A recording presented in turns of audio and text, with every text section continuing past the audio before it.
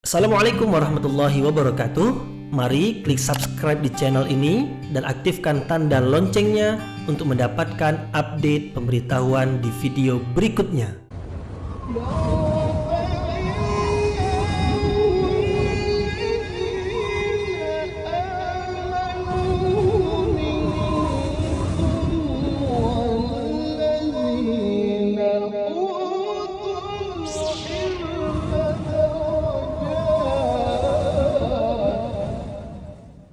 A'udzu billahi minasyaitonir rajim. Bismillahirrahmanirrahim. Assalamualaikum warahmatullahi wabarakatuh.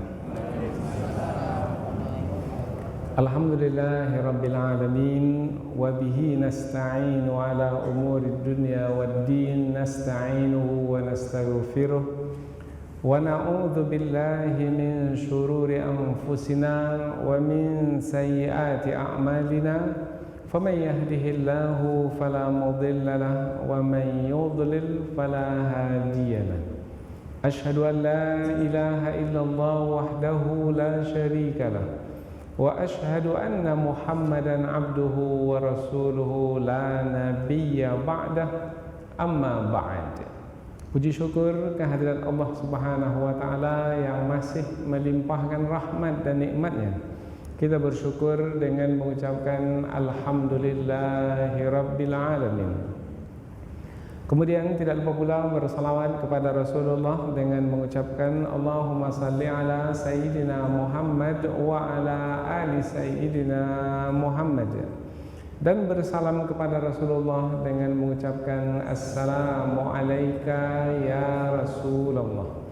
Alhamdulillah kita dapat kembali meneruskan pengajian tafsir ayat-ayat suci Al-Quran yang insya Allah kita akan teruskan kepada ayat yang ke-25, 26 dan 27 dari surah At-Taubah, yaitu yang menerangkan tentang pelajaran yang sangat berharga yang berkaitan dengan perang, yaitu kemenangan di dalam perang yang menentukannya adalah Allah Subhanahu wa taala. Allah adalah yang menentukan kemenangan di dalam peperangan.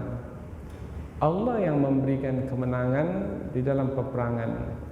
Umat Islam meskipun diperintahkan untuk berusaha menghadapi musuh, yaitu dengan membangun kekuatan, memperbanyak jumlah pasukan, kemudian mempertingkatkan kekuatan melalui senjata yang bagus, canggih umpamanya.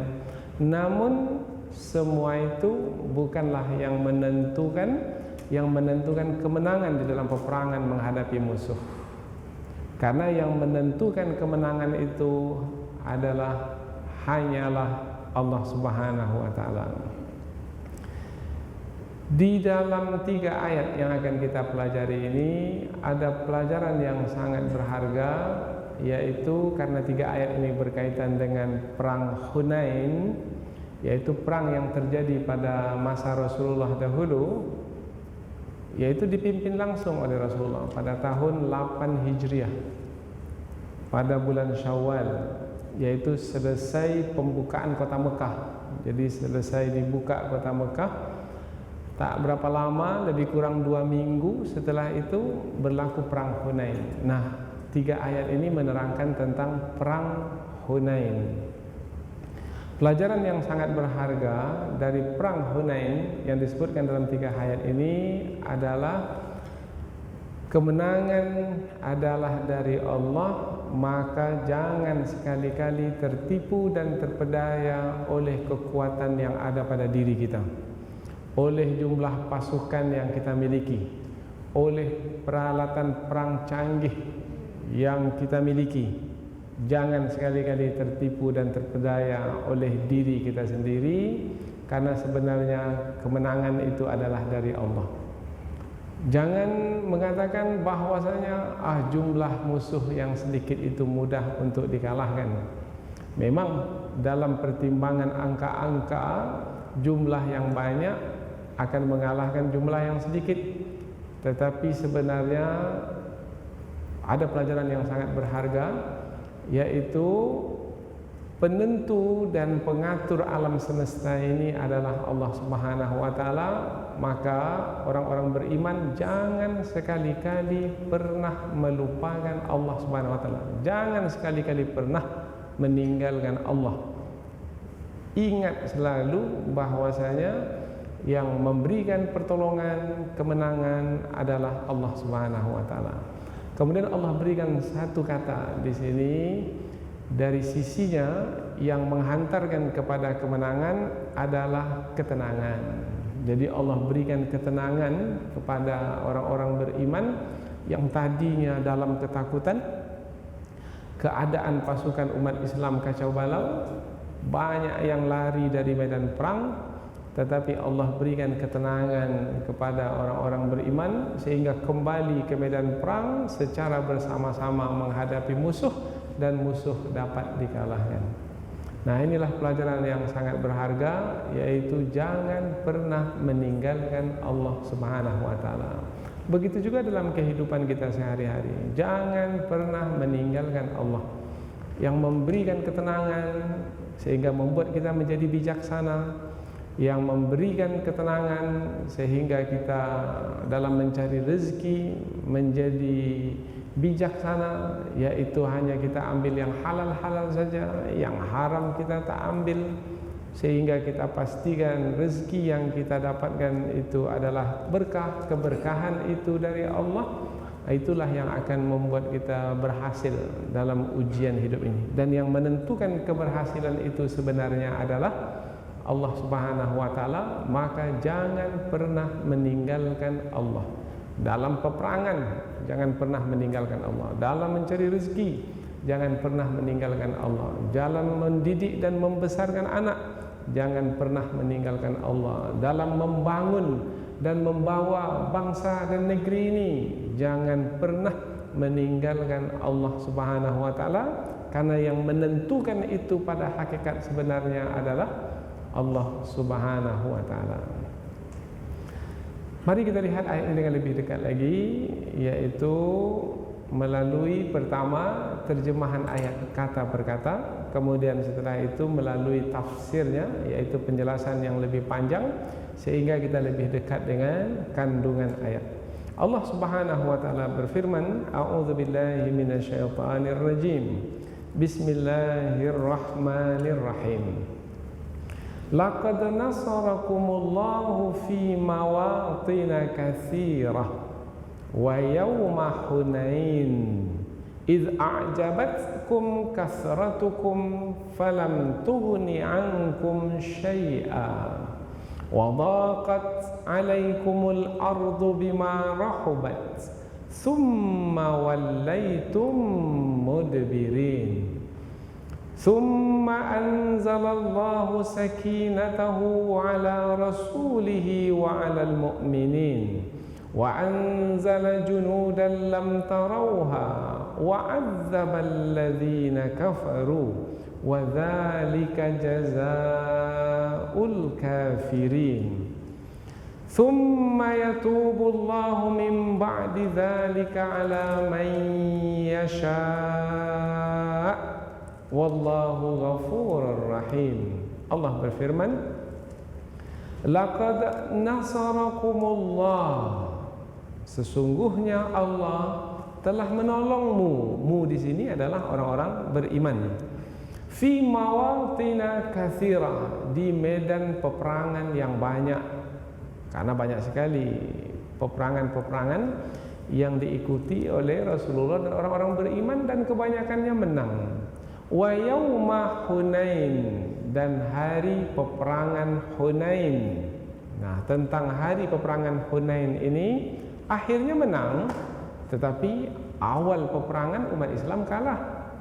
In a'jabatkum kasratukum, ketika jumlahmu yang banyak menipumu atau memperdayamu, sehingga kamu merasa gembira bahwasanya kamu akan mudah mengalahkan musuhmu. Falam tughni ankum syai'a, maka jumlahmu yang banyak itu tidak mendatangkan manfaat kepadamu sedikit pun. Buktinya kamu tidak menang dengan jumlahmu yang banyak itu. Bahkan kamu lari ke belakang dan kamu berasa takut. Wa dhaqat 'alaikumul ardu. Wa dhaqat menjadi sempit, 'alaikum ke atas kamu, al-ardu bumi, bima rahubat. Padahal bumi itu adalah luas. Nah, bumi yang luas itu menjadi sempit. Kamu rasakan. Sebabnya adalah karena takut kepada musuh, disebabkan musuh datang menyerang secara tiba-tiba di tempat yang sempit, dan umat Islam ketika itu tidak bersedia. Nanti kita akan terangkan dengan lebih jelas. Tsumma wallaitum mudbirin, kemudian kamu lari dengan berpencar, yaitu lari dari medan perang, bercerai-berai. Kita baca dari pangkal ayat.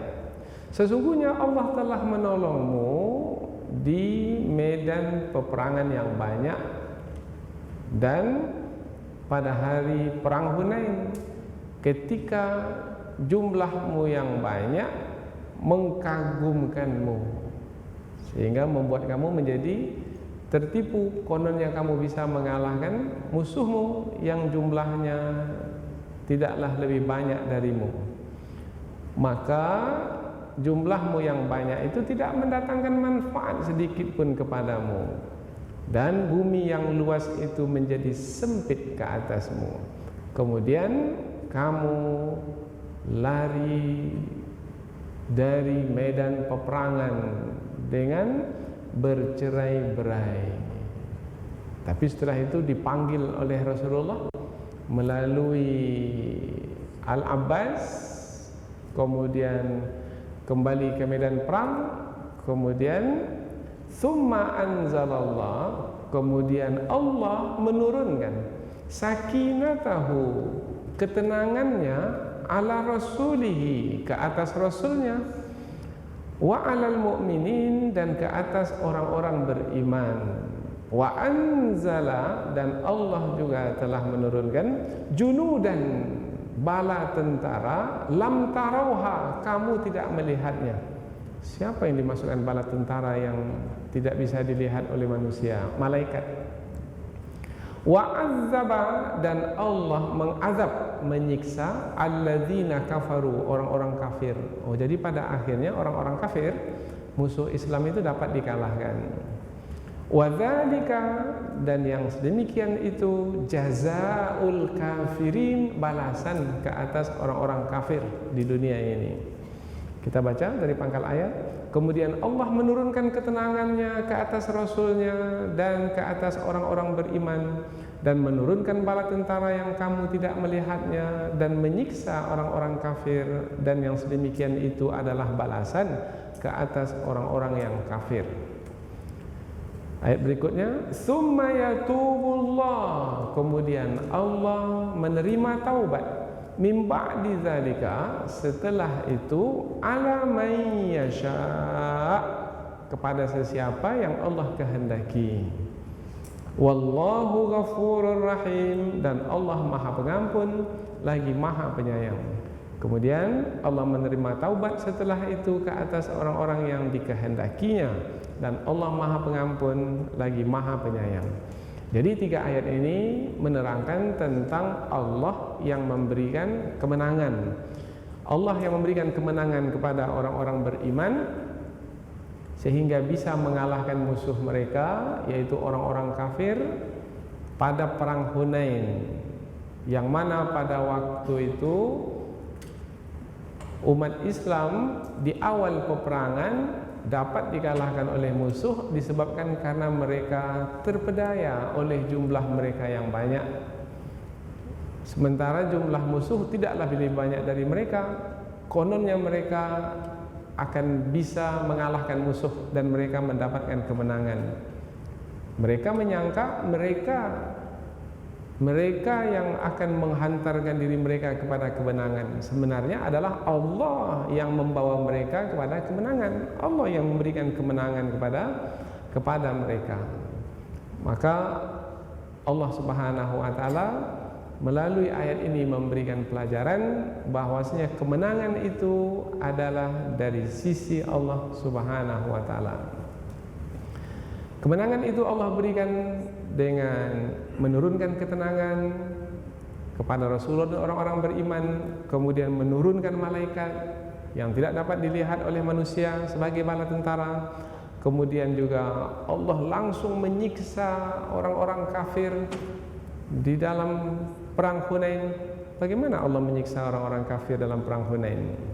Rasulullah mengambil segenggam tanah saja, kemudian melemparkannya ke angkasa, dan tidak ada satu pun dari mata orang kafir dan mulut orang kafir kecuali masuk ke dalam mata dan mulut mereka itu tanah tersebut. Padahal hanya segenggam saja. Kemudian mereka disibukkan oleh tanah yang masuk ke dalam mata dan mulut mereka. Mereka menjadi tersiksa. Kemudian mereka dapat dikalahkan. Kemudian apabila ada di antara mereka yang bertaubat kepada Allah dengan memeluk Islam, Allah akan terima taubat mereka, karena Allah Maha Pengampun lagi Maha Penyayang. Inilah dia 3 ayat yang akan kita pelajari dalam kesempatan ini. Sebelum kita masuk ke dalam ayat, kita berikan dahulu gambaran tentang perang Hunain. Perang Hunain ini muncul adalah disebabkan karena kekhawatiran kaum yang bernama Hawazin, kaum Hawazin. Kaum Hawazin yaitu tidak jauh dari kota Mekah, yaitu perjalanan mau ke Taif sekarang ini. Kemudian juga ada satu lagi kaum, yaitu kaum Thaqif. Kaum Thaqif. Jadi ada 2 kaum, kaum Hawazin dan kaum Thaqif. Mereka khawatir sebab Rasulullah sudah menaklukkan kota Mekah. Kota Mekah sudah dikuasai. Maka apabila kota Mekah sudah dikuasai, maka nanti Rasulullah juga akan menguasai mereka. Maka mereka pun menyiapkan pasukan yang banyak untuk memerangi Rasul. Rasulullah mendengar berita tersebut. Karena mendengar mereka ini mau memerangi Rasul, maka Rasul pun menyiapkan pasukan, jumlahnya 10.000 pasukan. Jadi 10.000 tentara yang ikut bersama Rasul, yaitu yang ikut di dalam menaklukkan kota Mekah. Tapi tambah lagi 2.000. Yang 2.000 ini adalah yang baru memeluk Islam pada waktu pembukaan kota Mekah. Jadi berapa jumlahnya? 12.000. Jumlahnya adalah 12.000 tentara. Banyak sekali. Sementara jumlah pasukan musuh itu, yaitu Hawazin dan Bani Thaqif itu jumlahnya dikatakan 12.000 juga. Berarti kan seimbang. Sebelumnya dalam perang Badar umat Islam jumlahnya hanya sepertiga, 313 mampu mengalahkan 1.000 lebih. Sekarang ini apabila sama banyak, merasa bahwasanya mudah untuk dikalahkan. Maka mereka melihat kita ini 12.000, jumlah kita ini banyak. Sementara musuh sama dengan kita banyaknya. Bahkan ada riwayat yang menyebutkan jumlah musuh itu kurang dari 12.000. Berarti lebih mudah bagi mereka untuk mengalahkan. Itu keadaan mereka di awal perang. Yaitu mereka keluar dengan pasukan yang banyak, merasa gembira dengan jumlah yang banyak akan mudah mengalahkan musuh. Rupanya kaum Hawazin dan Bani Thaqif ini bersembunyi di satu tempat di jalan yang sempit. Namanya tempat itu adalah Hunain. Maka kalau kita disebut perang Hunain, berarti perang yang berlaku di suatu tempat yang bernama Hunain. Hunain itu jalan yang sempit dari Mekah menuju Taif. Masih lagi di daerah sekitar kota Mekah. Rupanya musuh bersembunyi di tempat tersebut dan umat Islam tidak mengetahuinya. Ketika sampai di tempat yang sempit itu, musuh dari arah atas. Kalau dari arah atas menyerang itu lebih mudah. Maka menyerang dengan batu-batu besar yang dilemparkan, juga dengan memanah secara tiba-tiba dengan jumlah yang banyak. Maka umat Islam terkejut apabila melihat banyak sekali lemparan batu dan panah yang datang dari musuh dan tidak diketahui dari arah mana, dan berlaku itu di waktu pagi hari sebelum siang, sebelum matahari terbit. Maka keadaan menjadi kucar-kacir. Banyak di antara umat Islam itu lari dari perang. Namun Rasulullah dengan sebagian kecil para sahabat, tadi kita sebut berapa jumlah Rasulullah dengan para sahabat? 12.000. Sekarang yang tinggal dikatakan tak sampai 100. Bahkan ada yang mengatakan hanya dalam puluhan saja, tak sampai 100. Itulah yang bertahan. Rasulullah bertahan, kemudian para sahabat yang utama bertahan, kemudian Rasulullah memanggil para sahabat, memanggil melalui paman Nabi yang bernama Al-Abbas, karena suaranya kuat. Karena suaranya kuat, maka diperintahkan oleh Rasul untuk memanggil. Rasulullah memanggil, kemudian Al-Abbas ini pun mengulanginya. Ya ma'syaral ansar, wahai para sahabat dari kalangan Ansar. Ya ma'syaral muhajirin, wahai sahabat dari kalangan muhajirin. Ya ma'syaral syajarah, wahai para sahabat yang pernah berbaiat di bawah pohon. Kembali. Maka mereka pun mendengar ada seruan tersebut, mereka kembali. Yang tadinya mereka sudah bertempiaran lari ke sana kemari, lari ke belakang dari medan perang, dengan seruan tersebut mereka kembali. Nah, Allah Subhanahu wa taala memberikan pertolongan yaitu dapat menghadapi musuh dengan ketenangan di hati, kemudian dengan tentara dari langit yaitu malaikat, kemudian musuh dapat dikalahkan. Jumlah musuh yang terbunuh adalah 70 orang. Umat Islam yang terbunuh 12 orang. Kemudian jumlah musuh yang ditawan 6.000 orang. 6.000. Jumlah unta musuh yang ditawan, yang diambil sebagai harta rampasan perang, jumlahnya adalah 24.000 unta. Banyak, 24.000. Jumlah kambing yang dirampas adalah 40.000 kambing. Jumlah uang perak yang dirampas adalah 4.000. Berarti mendapatkan harta rampasan yang cukup banyak. Itulah kesudahan dari perang Hunain, yaitu umat Islam diberi kemenangan oleh Allah Subhanahu wa taala. Siapa pemimpin musuh ketika itu? Pemimpin musuh namanya Malik bin Auf. Malik bin Auf. Karena mereka dapat dikalahkan, banyak di antara mereka yang lari. Nah, yang tidak ditawan itu lari. Larinya itu menjadi dua pecahan. Nah, pecahan yang pertama tak berapa lama setelah itu dihadapi lagi dalam peperangan, kalah. Pecahan yang kedua, mereka itu lari ke Taif, kemudian dikepung, mereka pun juga dapat dikalahkan. Nah, Malik bin Auf, pemimpinnya ini dapat ditangkap.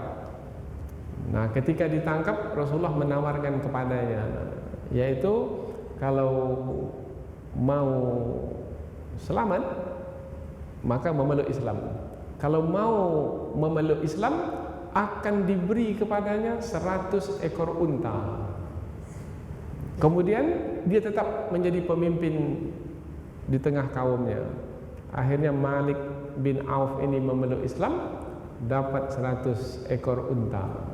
Kemudian dia tetap menjadi pemimpin di kaumnya. Jadi Rasulullah tidak menindas, tidak memenggal lehernya, tapi diberikan kepadanya peluang bertaubat. Kalau bersungguh-sungguh, ini ayat yang terakhir, ayat yang ke-27, Allah menerima taubatnya bagi siapa yang dikehendakinya. Karena Allah Maha Pengampun lagi Maha Penyayang. Seperti siapa? Seperti seperti Malik bin Auf. Malik bin Auf, pemimpin dari Hawazin.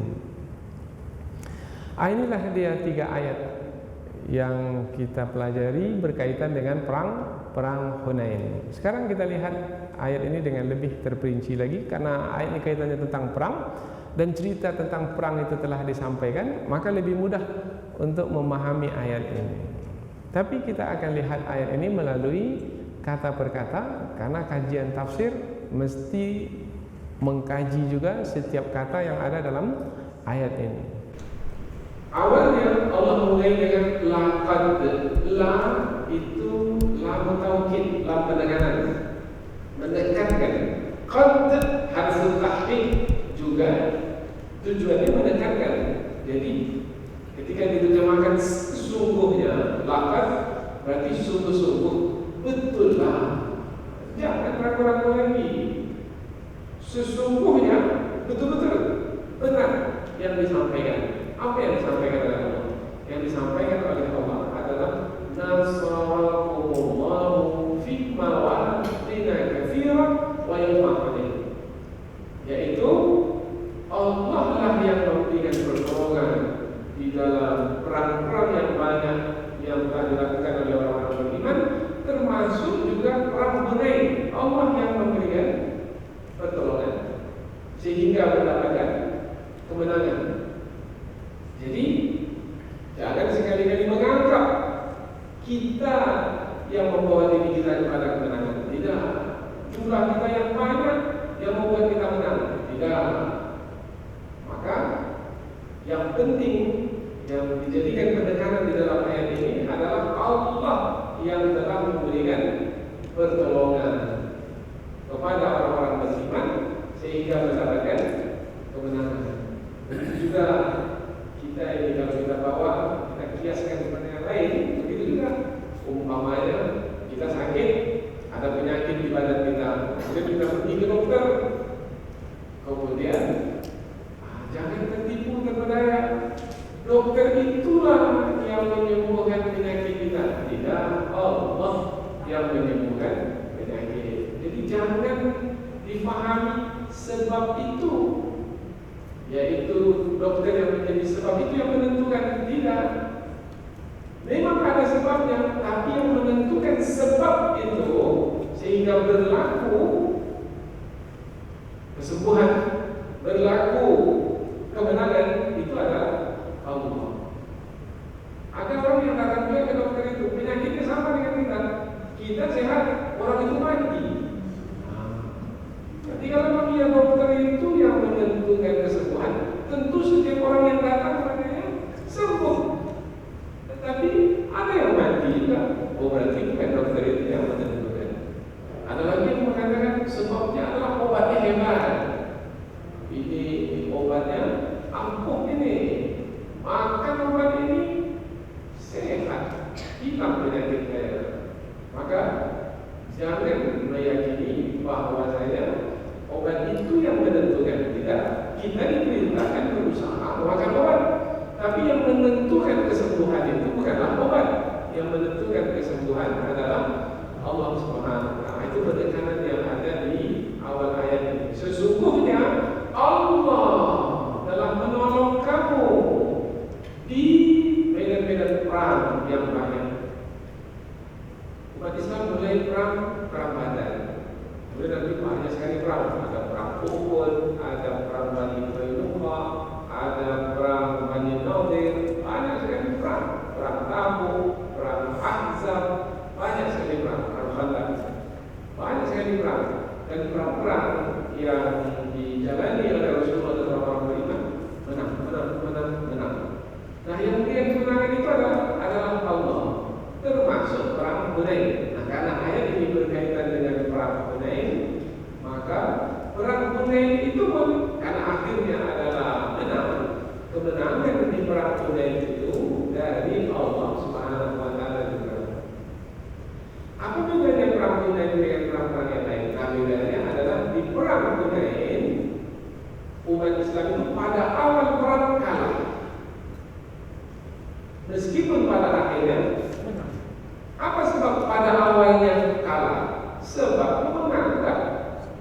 Yang membuat mereka menang itu adalah jumlah mereka yang banyak. Kita lihat, in a'jabatkum kasratukum, ketika kamu tertipu oleh jumlahmu yang banyak. A'jabatkum, a'jabat, ajaib, mengagumkan kamu. Kasratukum, jumlahmu yang banyak. Kita ini 12.000, banyak juga kita ini. Siapa yang bisa mengalahkan kita? Tak ada yang bisa mengalahkan kita karena jumlah kita banyak. Itu perkataan, maka ada di antara ulama tafsir juga itu perkataan yang kandungannya sudah kesombongan, sudah keangkuhan, yaitu sudah melihat diri sendiri kemudian melupakan Allah. Semestinya melihat Allah dan mengingat bahwasanya kemenangan yang akan berlaku itu dari Allah. Sekali-kali jangan pernah lupa bahwasanya Allah lah yang menentukan kemenangan. Tapi karena melihat jumlah yang banyak, maka jumlah yang banyak itu membuat menjadi tertipu, terpedaya. Kononnya mereka bisa mengalahkan musuh. Tambah lagi mereka baru menaklukkan kota Mekah, yang mana penduduk kota Mekah itu berbondong-bondong memeluk agama Islam. Idza jaa nasrullahi wal fath wa ra'aitan nasa yadkhuluna fi dinillahi afwaja. Ketika pertolongan Allah dan kemenangan itu tiba, maka kamu melihat manusia itu masuk ke dalam agama Allah berbondong-bondong. Karena sudah ditaklukkan kota Mekah, maka siapa lagi yang bisa mengalahkan? Karena umat Islam jumlahnya sudah menjadi lebih banyak. Maka Allah berikan peringatan. Falam tughni ankum syai'a. Lanjutan dari ayat ini adalah penegasan bahwasanya jumlahmu yang banyak itu tidak mendatangkan manfaat sedikit pun kepadamu. Apabila kamu berperang melawan musuh, karena jumlah yang banyak bukanlah yang menentukan kemenangan dalam menghadapi musuh. Dan itu berlaku, yaitu wadaqat 'alaikumul ardu bima rahabat, bumi yang luas menjadi sempit bagimu. Makna di sini kamu merasa takut, ketakutanmu itu merasakan ketakutanmu itu membuat kamu merasa yang luas menjadi sempit. Kita kalau sudah takut kemana melari ini? Padahal bumi Allah luas. Tapi kalau sudah takut kemana mau lari? Berarti merasakan bumi yang luas itu menjadi sempit. Karena keadaan sudah kacau. Karena musuh berada di tempat yang strategis, yaitu di tempat yang tinggi. Dari ketinggian itu mereka lebih mudah untuk melempar batu dan memanah.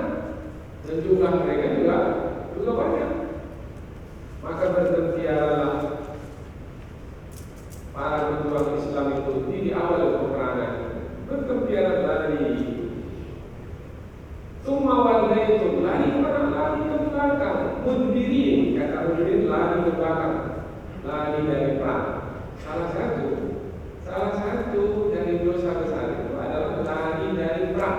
Kamu dari perang karena takut, tidak diperbolehkan, dilarang, kecuali kalau memilih lari itu sebagai strategi, yaitu untuk membangun kekuatan. Tapi kalau karena takut itu tidak diperbolehkan, karena mereka melihat musuh itu banyak, kemudian mereka terdesak, maka mereka pun lari.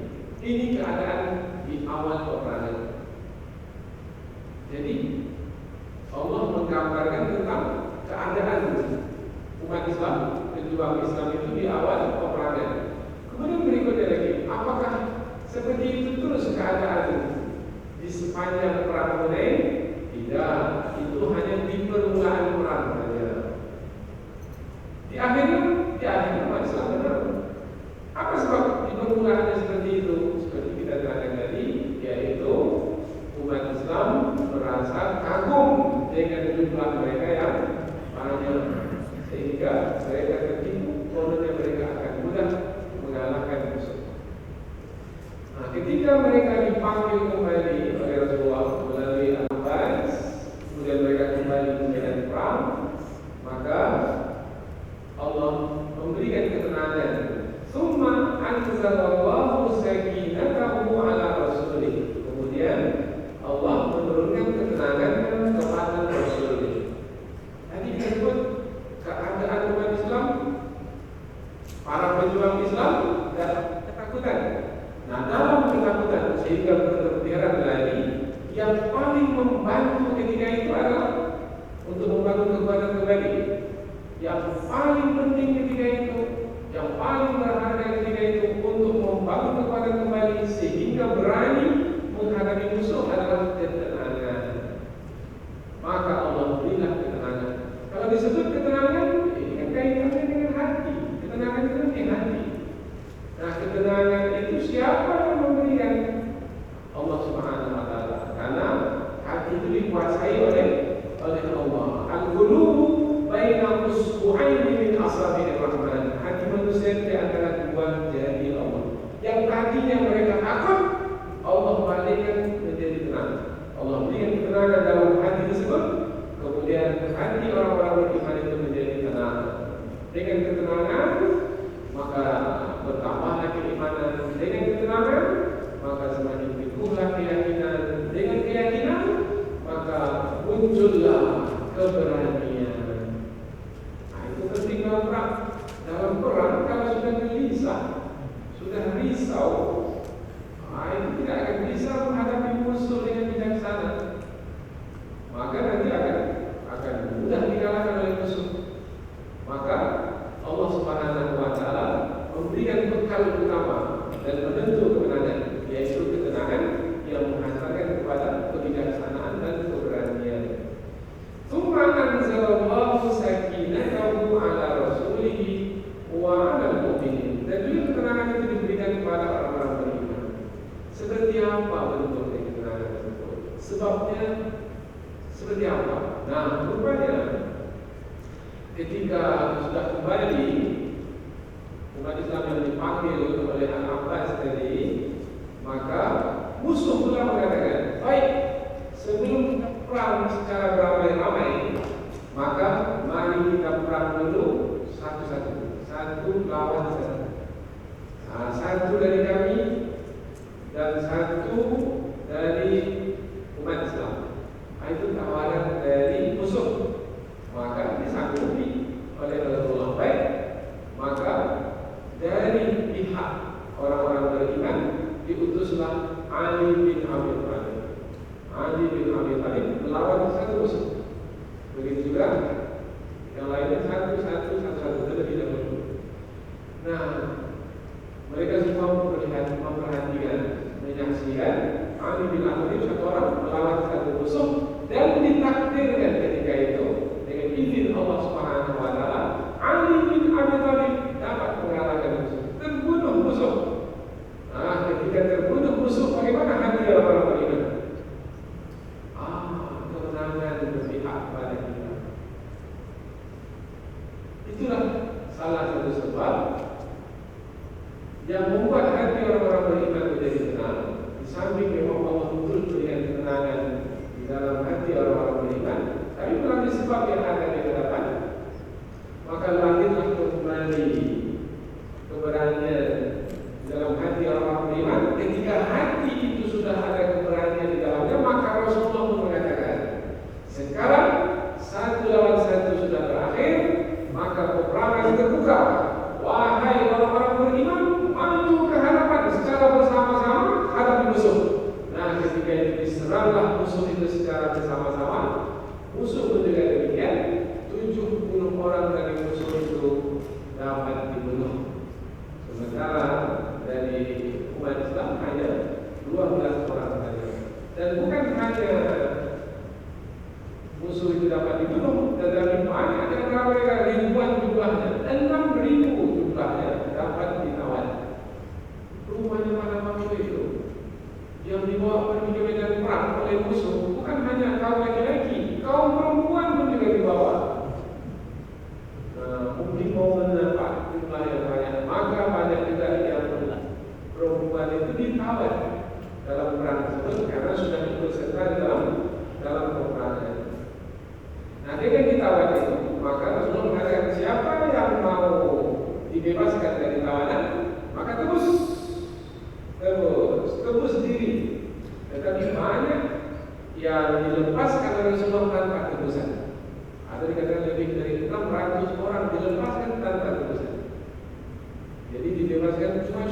begitu saja. Tapi ada juga yang dilepaskan dengan ditebus.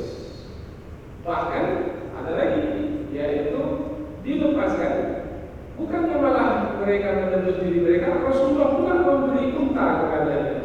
Seperti Malik bin Auf dari 100 ekor unta diberikan kepadanya. Ini disebut sebagai wal mu'allafatu qulubuhum, yaitu orang yang mu'allaf, yaitu yang dilembutkan hatinya untuk memeluk Islam. Diberikan kepadanya pemberian. Yang dengan pemberian itu lembut hatinya untuk memeluk Islam. Jadi umat Islam dalam perang bukan untuk membalas dendam, bukan apabila musuh sudah lemah kemudian dibunuh, mencincang, memutilasi, tidak. Karena perang dalam Islam itu adalah untuk kemuliaan, dan tidak akan mulia umat Islam dalam perang kalau tidak berakhlak mulia. Dan sepanjang sejarah Islam, umat Islam berakhlak mulia di dalam peperangan, dalam setiap peperangan. Bahkan sebaliknya pula, musuh Islam dalam setiap peperangan yaitu bertindak kejam, zalim, yaitu menindas dan menganiaya umat Islam. Hari ini kami dapat kiriman satu ketikan video dari Suriah, bahwasanya rezim Syiah Suriah itu ketika menangkap seorang mujahidin, kaum mujahidin itu diikat, kemudian ditarik dengan mobil backup di padang pasir. Kemudian sebelum ditarik, mereka memijak kaum mujahidin yang ditawan ini. Kemudian mereka mengatakan celaka Aisyah. Mereka sempat juga mengatakan celaka Aisyah karena dengki mereka, jahat mereka terhadap para sahabat Nabi, termasuk istri Rasulullah Sallallahu Alaihi Wasallam. Setelah itu barulah mereka itu menarik kaum mujahidin. Itu tidak akan berlaku apabila umat Islam yang menawan musuh, karena umat Islam terikat oleh syariat yang jelas-jelas menyebutkan bahwasanya umat Islam tidak boleh menindas tawanan perang. Tapi itu tidak berlaku apabila musuh Islam yang menawan umat Islam. Sudah kami lihat dahulu apa yang berlaku ke atas umat Islam yang ditawan pada waktu jatuhnya rezim Saddam Hussein di Irak. Mereka menindas, menganiaya dengan sangat mudah. Sekalian melakukannya itu adalah yang kononnya adalah super power di dunia ini, kononnya negara yang maju di dunia ini. Mereka adalah kaum yang tidak bertamadun, tidak memiliki peradaban, karena mereka tidak berakhlak mulia. Karena orang-orang yang memiliki peradaban adalah orang-orang yang berakhlak mulia. Bangsa yang sampai kepada peradaban adalah bangsa yang memiliki akhlak mulia. Jadi mereka tidak berakhlak mulia. Mereka itu adalah di atas kedengkian, kemarahan, dan balas dendam, sehingga melakukan kezaliman. Kemudian Allah menurunkan ketenangannya ke atas Rasulnya dan ke atas orang-orang beriman yang dengan demikian berkumpul kembali menghadapi musuh. Wa anzala junudan lam tarauha, dan Allah menurunkan tentara-tentara yang kamu tidak melihat, para malaikat. Kata pertolongan Allah berupa para malaikat itu ketika orang-orang beriman itu bertawakkal, berserah diri kepada Allah. Apabila menyerahkan urusan perang itu kepada Allah, Allah yang akan mengurus perang tersebut. Nah, apabila Allah yang mengurus perang tersebut, boleh jadi pasukannya dari kalangan manusia. Tapi apabila Allah berkehendak pasukannya dari kalangan malaikat, apa halangannya? Karena Allah berkuasa ke atas segala sesuatu, dan Allah pernah turunkan 1000 malaikat dalam perang Badar, ditambah menjadi 3000 malaikat dalam perang Badar. Dan begitu juga pada hari ini. Kalau kita lihat sekarang ini, umat Islam jumlahnya seberapa cuma para mujahidin? Di Suriah, mereka sekarang para mujahidin menghadapi siapa? Menghadapi rezim Suriah, yaitu rezim Syiah yang dibantu oleh Iran. Siapa lagi yang mereka hadapi? Sekutu mereka adalah Rusia. Dan sekarang pula bersama-sama Rusia adalah Amerika, juga negara adik kuasa. Sekutu sekarang ini berhadapan dengan para mujahidin yang tak berapa banyak jumlahnya, dengan peralatan perang yang seadanya, tetapi insya Allah dalam minggu ini kita sudah mendengar Aleppo itu sudah mulai dikuasai oleh para mujahidin, sudah jatuh ke tangan para pejuang. Bagaimana mereka bisa menguasai? Jumlah mereka sedikit, kemudian mereka berhadapan dengan musuh yang memiliki peralatan perang. Peralatan perang mereka helikopter, kemudian pesawat. Sementara kaum mujahidin hanya peralatan perang yang seadanya. Bagaimana mereka bisa menguasai Aleppo? Mereka tidak tahu. Yang memberikan ketenangan ke dalam hati para pejuang itu adalah Allah. Dengan ketenangan itu mereka tidak risau dengan diri mereka. Bahkan mereka menjadi berani dan bersungguh-sungguh dalam menghadapi musuh. Kemudian satu lagi adalah mereka tidak tahu, orang-orang kafir ini tidak tahu sebenarnya umat Islam bukan hanya mereka saja yang berperang, para malaikat pun juga berperang bersama dengan mereka. Itu yang mereka tak tahu. Mereka mengatakan ada berapa jumlah para pejuang itu. Padahal para mujahidin itu mereka bersama dengan para malaikat. Tinggal dari para mujahidin itu sendiri. Mestilah jangan tertipu dan terpedaya. Bukan jumlah mereka yang membuat mereka menang, pertolongan Allah yang membuat mereka menang. Di saat para mujahidin itu betul-betul percaya dan yakin sepenuhnya Allah yang memberikan pertolongan kepada mereka, sedikit jumlah mereka Allah akan banyakkan. Dan mereka dari kalangan manusia, Allah akan tambah dari kalangan malaikat. Dan sebanyak apapun jumlah musuh dan sehebat apapun musuh akan dapat dikalahkan. Bermakna keyakinan itu mesti ada. Dan ini sudah didapatkan dari ayat-ayat Al-Quran. Dan mudah-mudahan terbukti sekarang ini. Sekarang berlangsung ini. Dan mudah-mudahan terbukti sekarang ini di negeri Suriah.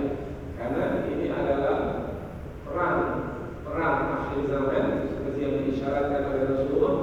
Yang perang ini apabila umat Islam segera mendapatkan kemenangan, maka pembebasan Baitul Maqdis akan segera kita saksikan. Dan mudah-mudahan insya Allah waktunya sudah semakin dekat. Tinggal lagi kita meskipun jauh dari negeri syuhada di sana, kita tetap terus bersama mereka. Paling tidak di dalam doa-doa kita jangan pernah melupakan saudara kita yang sedang berjuang berjihad di jalan Allah. Dan Allah menurunkan bala tentara yang kamu tidak melihatnya. Ini yang membuat para pejuang menjadi percaya diri, memiliki keyakinan yang sempurna, sehingga mereka tidak ragu-ragu dalam berperang. Wa antabal ladzina kafaru, dan Allah menyiksa orang-orang kafir.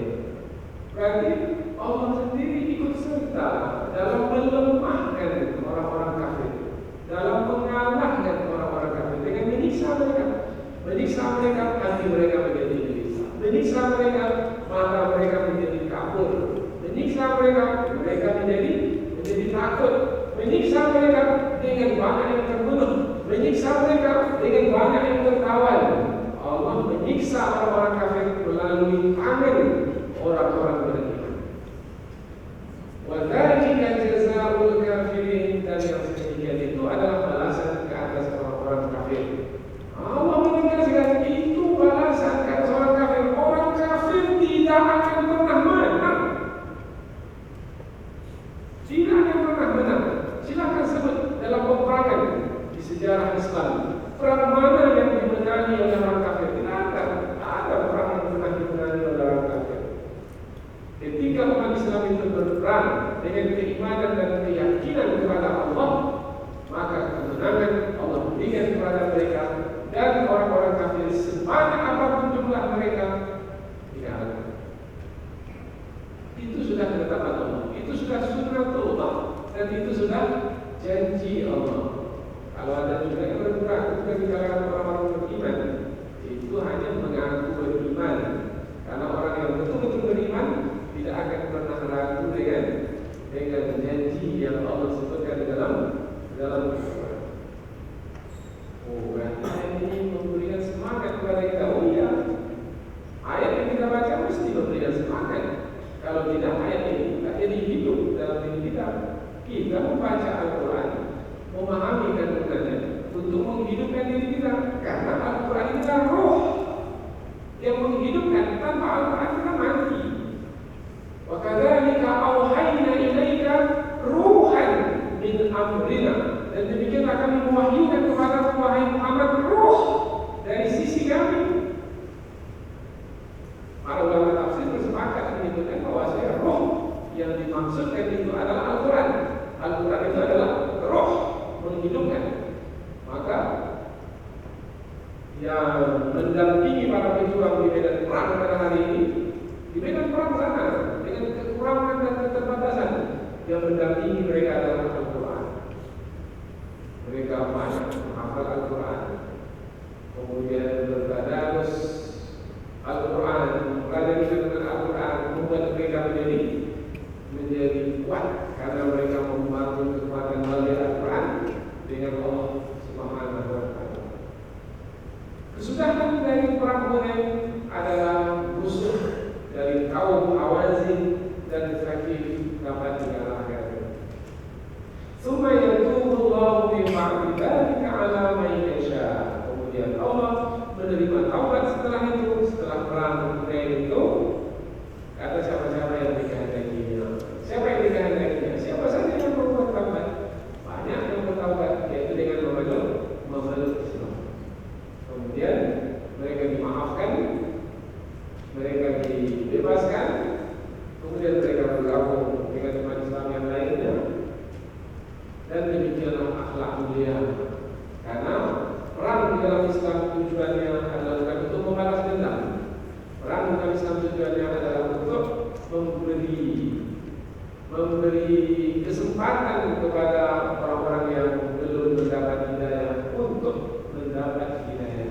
Jadi perang itu adalah sarana untuk mendapat hidayah.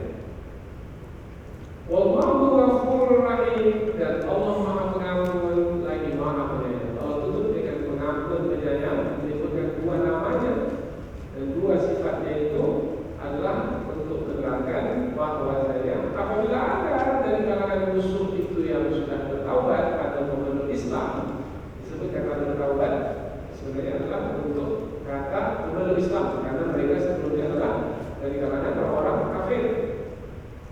Kata bertaubat mereka akan kembali kepada fitrah yang suci, yaitu beriman kepada Allah. Mereka memeluk Islam sedahsyat apapun kedengkian, kejahatan yang telah mereka lakukan kepada orang-orang beriman, tetapi bila mereka memeluk Islam, Allah memaafkan lagi Maha Penyayang.